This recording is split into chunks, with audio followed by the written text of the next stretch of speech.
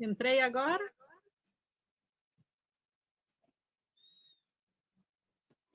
Então, então vamos lá, tá tudo certinho? Então, ok, gente. Então, me desculpe aí, essas coisas acontecem quando a gente está online. Bom, a ideia é eu falar para vocês. Eu vou ter quanto tempo, por favor, você me passa? Meia hora? Ok, então eu vou falar para vocês um pouco sobre o papagaio de cara roxa, né, e o projeto de conservação. Você pode passar, por favor? Eu represento a SPVS. A SPVS é uma instituição que está fazendo 40 anos, pode passar.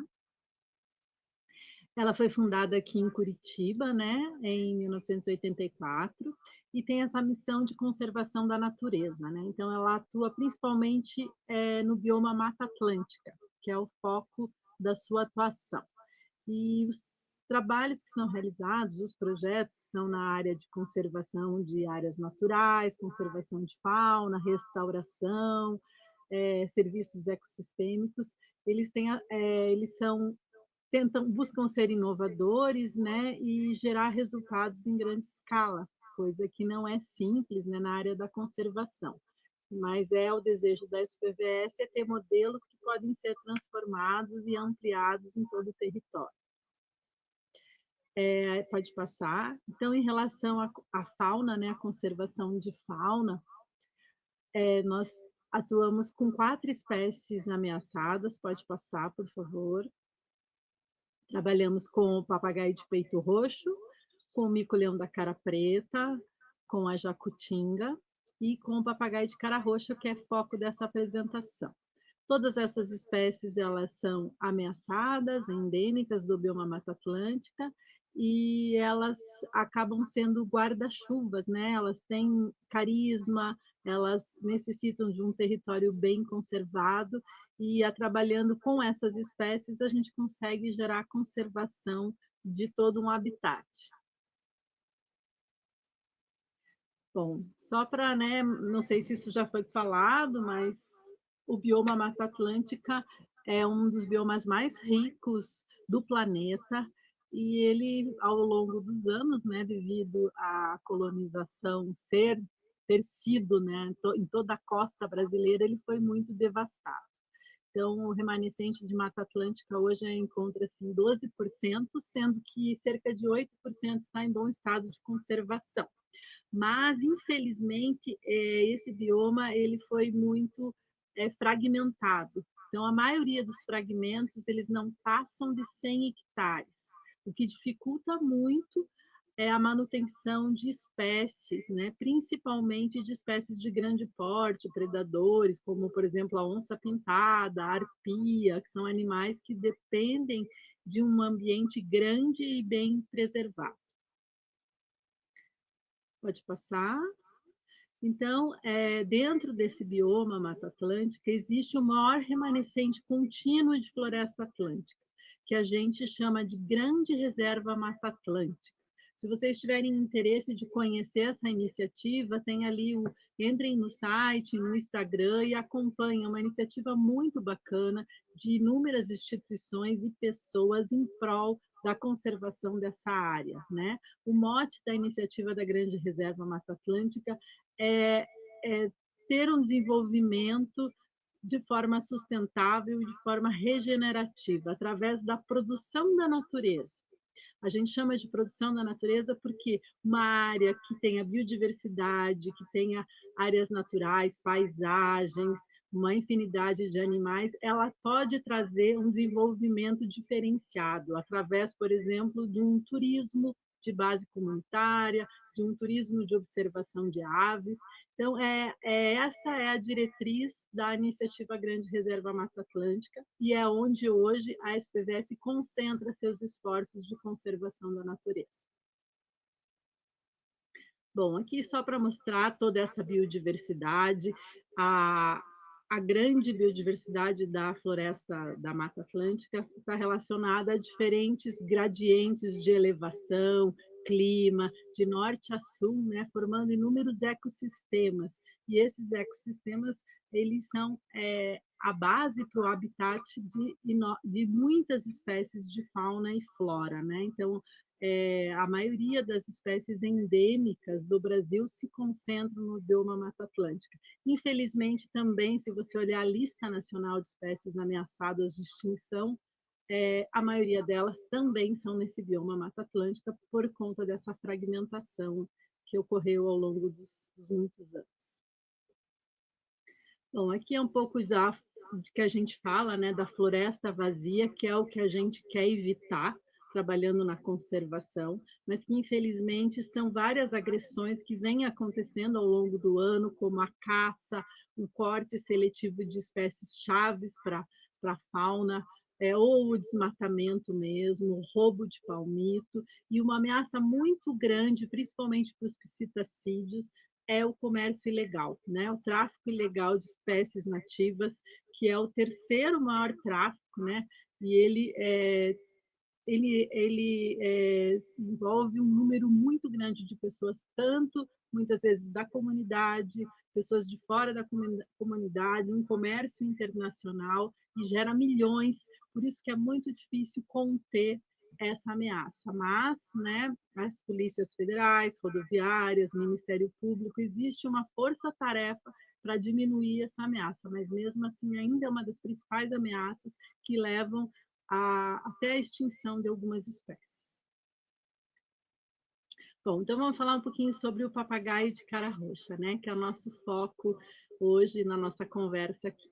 Essa é uma espécie carismática, né? Ela foi estudada pela primeira vez pelo Pedro Scherer, que é um ornitólogo que muitos de vocês já devem ter ouvido falar ou tiveram o prazer de conhecer, né? Então, na década de 80, essa espécie ela era pouco conhecida. Ninguém tinha informação, sabia que ela existia na região, mas se tinha pouquíssima informação sobre essa espécie. E a partir de um estímulo de um ornitólogo muito famoso, que fez livros de ornitologia no Brasil, que é o senhor Helmut Sick, que hoje não é mais vivo, né?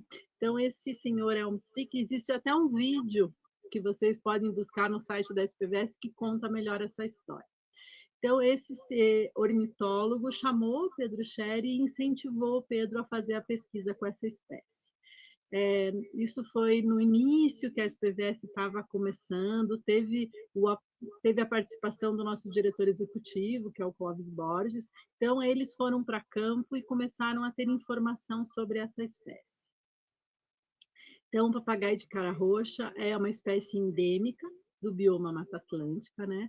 Ele só ocorre na região que vocês estão vendo no mapa, que é o litoral sul do estado de São Paulo, a partir de Itanhaém para baixo, e o litoral todo do Paraná, mas é mais concentrado no litoral norte, né, do estado do Paraná, e o litoral norte também de Santa Catarina. Mas no litoral norte de Santa Catarina, sempre teve uma população pequena, e nos últimos anos não tem mais registro dessa espécie em Santa Catarina. A gente teve agora uma informação de um casal que estava usando ali a região de divisa entre Santa Catarina e Paraná. Mas são populações pequenas.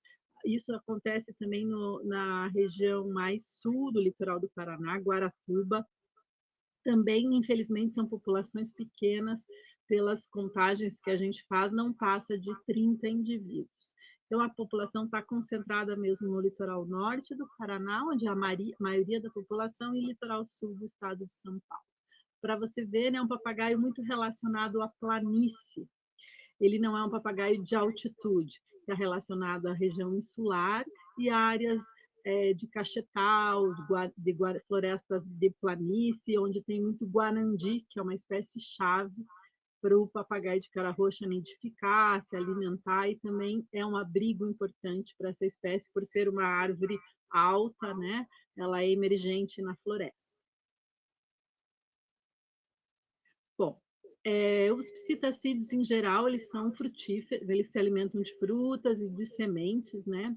No caso do papagaio de cara roxa, se conhece mais de 60 frutas diferentes que esse papagaio se alimenta, como o gerivá, o guanandi, que eu falei, né?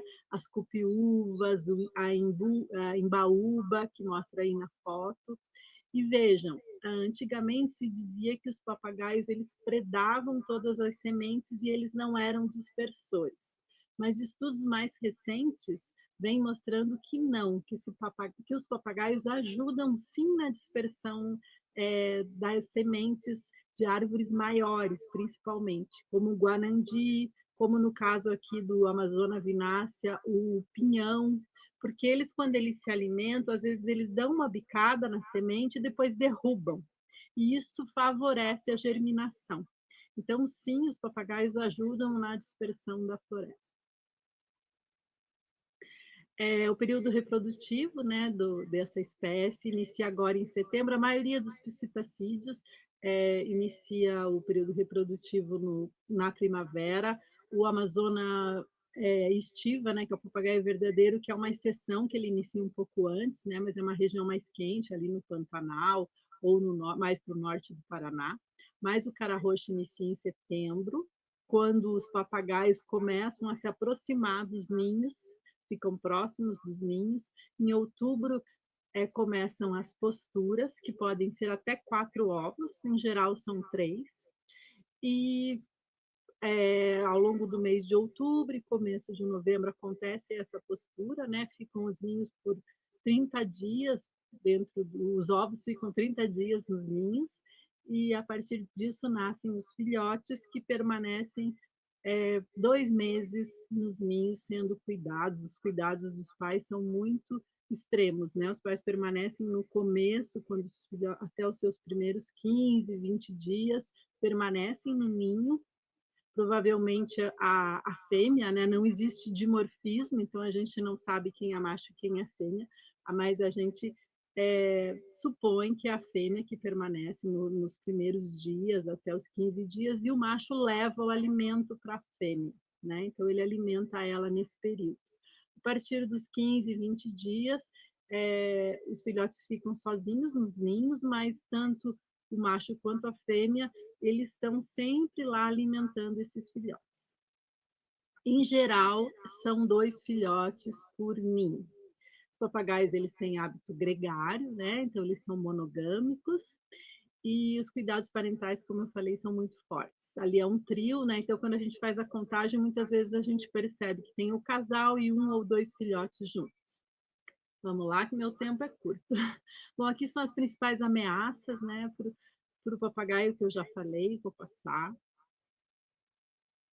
E a partir de 98, né, a SPVS iniciou esse projeto de conservação do papagaio de cara roxa, e a partir de 2013 nós ampliamos para o estado de São Paulo.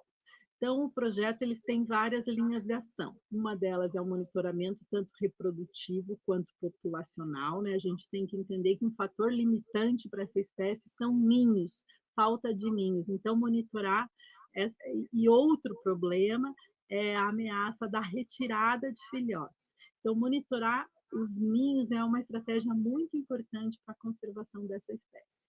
Em paralelo, a gente trabalha com a educação para a conservação. Quando nós iniciamos o projeto, as pessoas nem se davam conta que é uma espécie que só ocorre nessa região. Eles achavam que era um papagaio que ocorria em qualquer lugar, né? Antigamente era muito comum eles se alimentarem com essa espécie, e as pessoas mais antigas contavam que o céu ficava verde. Calcule a quantidade de papagaio que devia ter, né? Então, uma outra ação que a gente tem é o combate ao comércio ilegal, uma ação forte de integração institucional, né, porque ninguém faz conservação sozinho, e também trabalhamos com políticas públicas.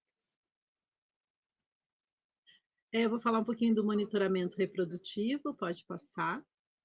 Então, quando nós iniciamos o projeto, né, uma das primeiras ações foi entrar em contato com moradores locais e contratar essas pessoas para nos ajudar a encontrar os ninhos naturais. Como vocês podem ver, existem ninhos em árvores vivas, em árvores mortas. O guanandi é uma árvore muito importante para essa espécie.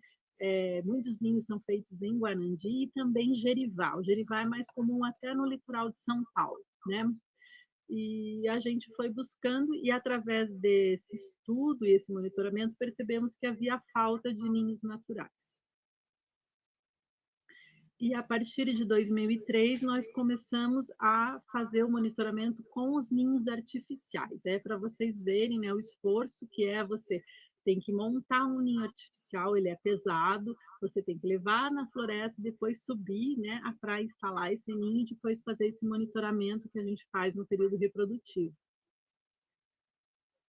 Fotos, né, aqui então a gente já fez monitoramento, colocamos câmera interna para ver como é que são os cuidados parentais, né, e acompanhar o desenvolvimento desses filhotes. Pode passar. E aqui são algumas fotos para vocês verem os tipos de ninhos artificiais, né. Então a gente tem ninhos de madeira, começamos construindo ninhos de madeira, e também temos ninhos de PVC, que são mais leves e duram mais, né. Ambos os ninhos são bem usados, pela espécie, eles trazem, aumentam o sucesso reprodutivo em relação aos ninhos naturais, porque eles estão menos expostos a predadores, menos expostos à chuva, ao intemperismo, porque muitos ninhos naturais são em árvores podres.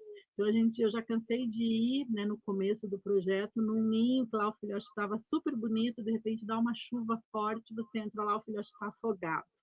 Os ninhos artificiais isso não acontece, né, então os papagaios ficam mais protegidos, os filhotes ficam mais protegidos. Vamos lá. Aqui só para mostrar a gente construindo, né, esses ninhos de PVC. E o monitoramento? Então, quando a gente faz esse monitoramento reprodutivo, a gente monitora todos os filhotes dos nossos ninhos cadastrados. São mais de 120 ninhos que nós temos, chega a quase 150 ninhos que nós temos cadastrados. A maioria deles são artificiais. Então, ao longo do período reprodutivo, a gente visita todos esses ninhos de forma periódica e acompanha o desenvolvimento dos filhotes. E uma vez, pelo menos, a gente retira esses filhotes para verificar o estado de saúde deles, fazer as medidas, né, toda a biometria, colocar anilha ali, tem uma foto ali, se vocês conseguem ver, que são anilhas próprias, né, que são do CEMAV, que é o Centro de Conservação de Aves do governo do ICMBio. A gente também retira uma peninha para fazer trabalhos, pesquisas voltadas à genética, para verificar a viabilidade, a variabilidade genética dessa população e também saber o sexo. É a única forma de você saber, uma das, né, das formas de você saber o sexo é através da genética. E ali aquele cotonetezinho que está sendo colocado é um swab para ver também o estado de saúde que o indivíduo tem, né, é uma análise sanitária que é feita. Bom, aqui é só para mostrar que o nosso trabalho a gente sempre busca envolver a comunidade, né. É fundamental você ter essas pessoas que moram na região, que conhecem, bem o local e a espécie, junto com a gente, né, fazer essa parceria é fundamental. Aqui são mais imagens, né, mostrando a participação das comunidades, dos moradores locais. Nós temos também pessoas que são contratadas pelo projeto, né, então na Ilha Rasa, e também no estado de São Paulo, eventualmente a gente chama pessoas para nos ajudar. Então é fundamental que essas pessoas participem e sejam valorizadas para que o projeto tenha resultados positivos. Então, uma coisa bem bacana que aconteceu, na verdade foi triste, né, não, pode passar. É para mostrar para vocês, essa papagaia aqui, ela teve um acidente, ela caiu numa rede que foi colocada numa árvore, e ela machucou a asa, e ela ficou sem conseguir voar. Então ela teve que ir primeiro para o hospital veterinário, ela teve que ter cuidados, ficou 9 meses nesse recinto que vocês estão vendo aqui, que é um recinto que não é muito grande, mas era o que era possível de se fazer. Ficou na casa de um morador na Ilha Rasa que cuidou desse animal, a gente dando orientação para ele, né, deu alimentação, então teve todos os cuidados possíveis, e a gente colocou também essa medalhinha, né, que nessa foto ela está escondendo um pouco, mas é uma medalha para identificação desse indivíduo quando ele, né, ele fosse solto, e a nossa dúvida era se ele seria solto. pode passar. Aqui é fazendo os exames, né, então a gente tem uma parceria muito legal com o hospital veterinário, então essas meninas são residentes do hospital e elas foram lá para fazer todo o exame. Quando você faz a soltura de um indivíduo na natureza, é fundamental saber se ele está bem de saúde, porque se ele tiver com algum problema ou alguma doença, ela pode passar para toda a população. Então a gente fez uma série de exames e repetimos esses exames para ver se esse animal estava saudável. E estava. Essa foto aqui é para vocês verem, não sei se vocês conseguem ver, que tem um outro indivíduo em cima do recinto. Pois bem, quando essa papagaia se machucou, a gente teve que trazê-la para Curitiba, depois ela passou um tempo em Antonina, lá com o pessoal do ICMBio, e aí ela voltou para Ilha Rasa, que foi da onde ela foi retirada. Quando ela chegou na Ilha Rasa, ela mudou totalmente o comportamento dela, ficou muito mais ativa, porque ela estava até deprimida. E foi colocada nesse recinto, e em seguida o indivíduo, que a gente entende que é um macho, que provavelmente era o par dela, começou a visitar esse recinto. E a partir desse dia, todo dia, na parte da manhã e na parte da tarde, esse indivíduo visitava o recinto, levava às vezes comida para ela, uma interação muito bacana. Isso nos deixou bem animadas a fazer a soltura, porque a gente entendeu que esse indivíduo solto iria ajudá-la a, a se adaptar novamente. Gente, ela ficou 9 meses dentro de um recinto e machucou a asa. Mas foi incrível. Agora, dia 20 de agosto, a gente fez a soltura e levou 15 minutos. A gente abriu o recinto, 15 minutos depois, ela saiu voando e desapareceu na floresta. E agora, recentemente, né, esse pessoal que é do Nininho House, né, a Tati e o Nininho, que são super parceiros nossos, nos mandaram um vídeo que estão lá os dois juntos na floresta, estão super bem. Isso é muito bacana, sabe? A gente saber que um bicho que se machucou, ficou 9 meses no recinto, aí ganhou a liberdade, está conseguindo sobreviver. Provavelmente vai logo reproduzir.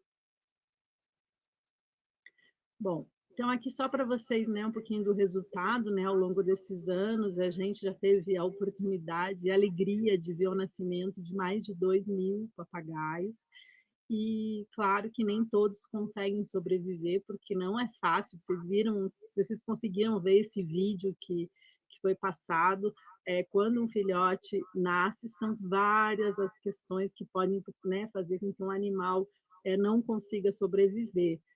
Questões climáticas, são predadores naturais, enfim, até uma retirada, né, um roubo de um filhote. Então são vários fatores. Então, quando o animal consegue sobreviver, né, a gente fala que é um sucesso reprodutivo, e a gente conseguiu acompanhar o sucesso reprodutivo de mais de 1.000 papagaios, incrementando uma população que é, né, ameaçada de extinção. A gente também faz um monitoramento populacional, que é a forma da gente saber se a população está se mantendo ou está se recuperando na natureza, né? Se as ações que a gente vem realizando estão trazendo algum resultado. Então, é fundamental a gente fazer esse monitoramento.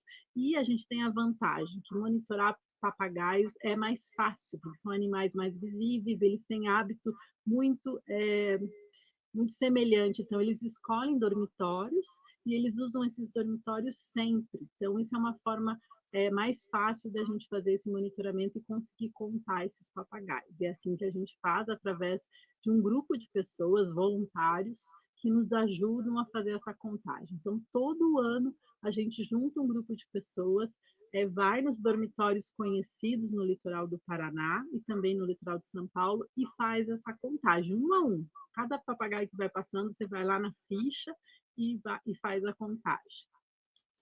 Vamos lá?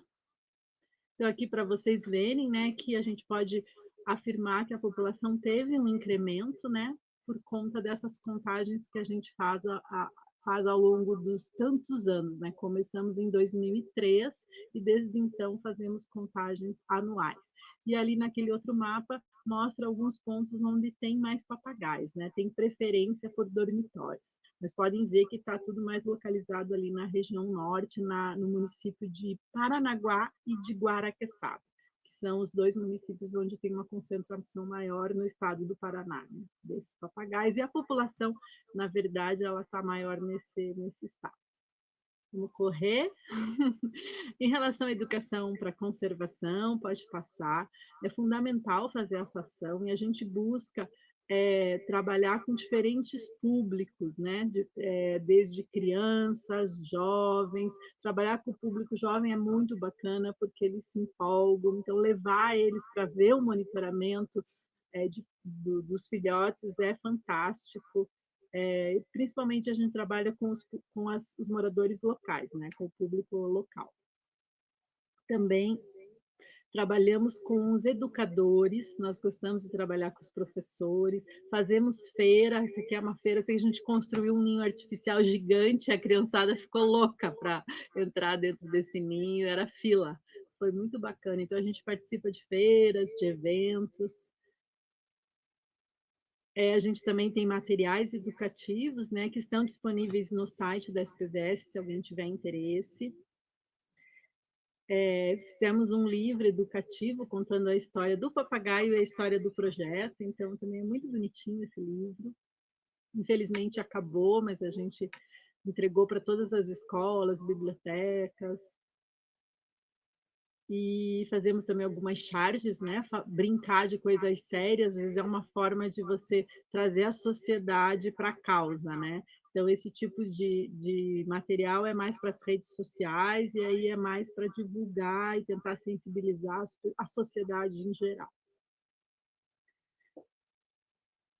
E temos histórias e álbum de figurinha. Então, temos um álbum de figurinha também, vocês podem olhar lá no site. A gente até fez mais alguns exemplares e entregamos para as crianças, para as escolas, fazendo uma parceria com os professores, né? É uma forma dos professores terem materiais educativos para poder trabalhar com essa espécie e com o habitat, com a floresta atlântica. Aqui, para quem tiver interesse, né, em conhecer mais esses materiais, a gente tem muitos vídeos, a gente tem muitos materiais educativos, talvez muitos de vocês gostem da área da educação para conservação, ou são professores e trabalham nas escolas, né, e esses materiais ajudam muito, porque as crianças amam, os professores também. Então, se vocês entrarem na página no site da SPVS, tem uma parte ali projetos. Aí vocês entram no programa Papagaios do Brasil e vão indo até o final da página. Aí vocês vão acessar esses links e vão ter acesso a todos esses vídeos. Pode passar? Bom, aqui, gente, é a equipe que está há muitos anos trabalhando, né, com o papagaio de cara roxa, a Roberta Boss, o Lucas, eu e a Solange, que trabalha mais na área da educação, né? Eu faço a gestão dos projetos, e o Lucas é o nosso biólogo de campo, a gente também faz bastante campo, e a Beta é a nossa coordenadora executiva.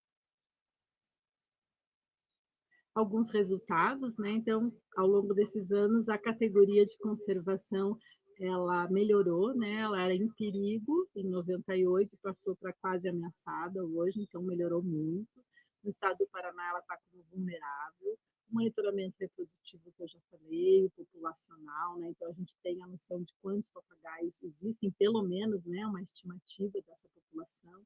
E isso nos ajuda muito a definir as diretrizes de conservação. E nós também participamos dos planos de ação nacionais, né, que são diretrizes para a conservação da espécie. Eu dei uma corridinha no final para a gente, né, conseguir finalizar no horário. Bom, eu gosto de falar muito que conservação da natureza não se faz sozinho, né? É importante a participação das pessoas, de voluntários, de estudantes, de moradores locais, de diferentes instituições. E eu gosto muito de agradecer todas essas pessoas que nos ajudam e fazem a diferença aí para a gente ter resultados significativos na conservação dessa espécie, né? A gente pode falar hoje que o projeto, claro que não sozinho, né, com a ajuda e com o apoio de diferentes pessoas, com as unidades de conservação também que existem nessa região, isso é fundamental, fez a diferença para a espécie. né? Então, esse projeto ele conseguiu fazer com que uma espécie se recuperasse no litoral do Paraná.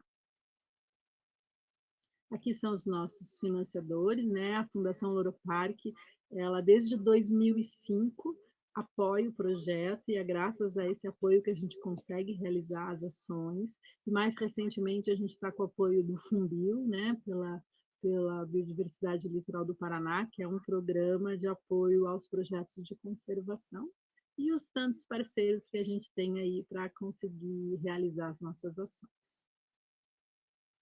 Bom, gente, eu agradeço. Aí está meu contato. Se alguém tiver interesse, quiser saber mais informação ou quiser saber mais sobre os projetos, é só entrar no site da SPVS e lá tem muita informação e muito material. Ok?